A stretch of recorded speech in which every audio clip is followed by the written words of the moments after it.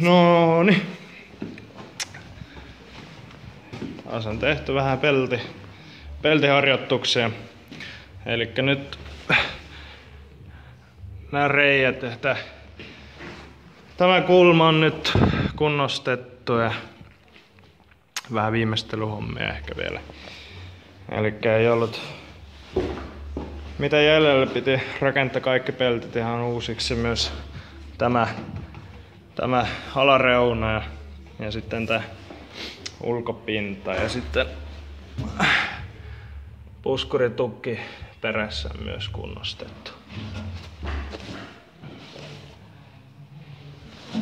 Takakontti on valmis ja tuli vähän lisää, niin oli pakko myös tehdä tääkin ihan uusiksi, kun oli paljon ruostetta siellä välissä.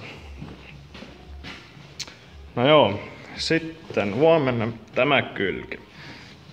Elikkä se on tossa tröskelissä aika paha, kun se menee tossa sisäpuoleltakin on ihan mätänä, niin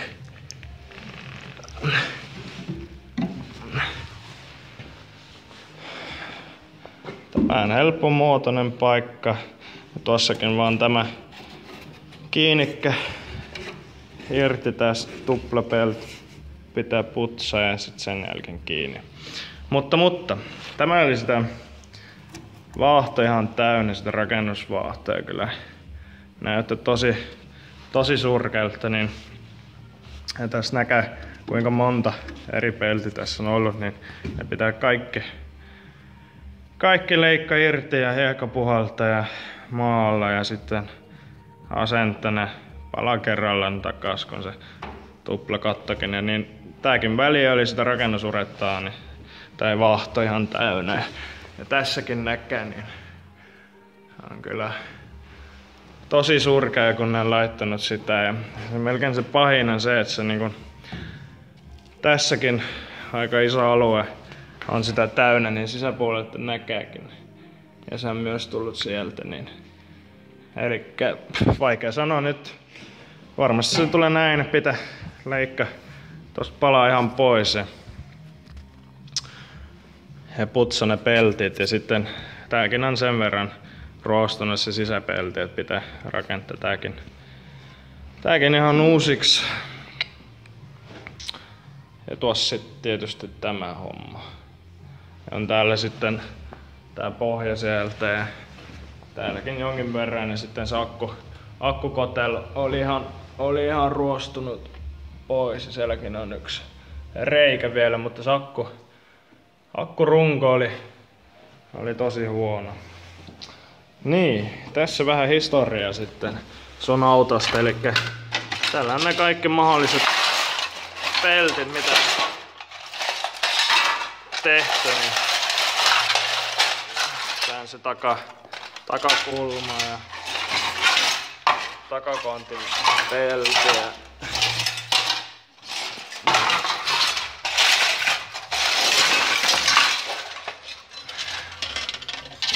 tässä on vähän läpinäkyvää.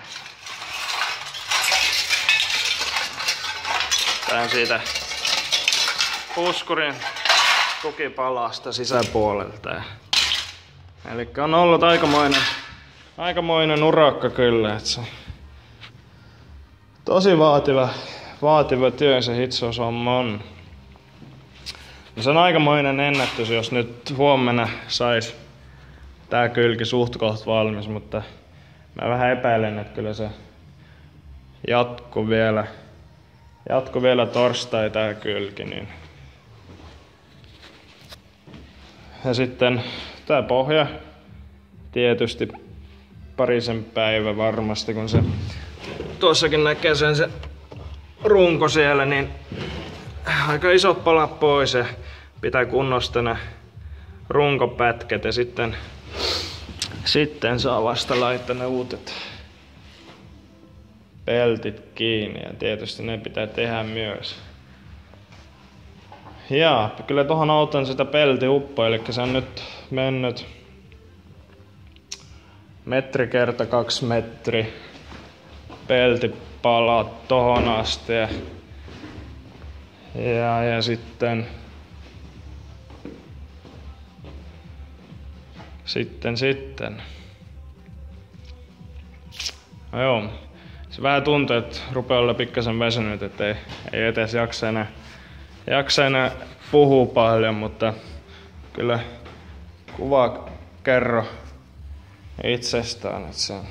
Mä otan niistä, kun mä leikannut niitä kaikenlaisia peltiä irti, niin mä oon ottanut niinku kuvia niistä paikoista myös, että näkee miten siellä alapuolella on oikeastaan ollut. Että se on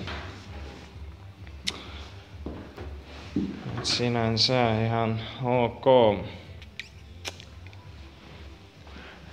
Ja sit tässä pitää vielä leikkasen vähän pois ja saa ne tuplapeltit irti ja putsa ne välit.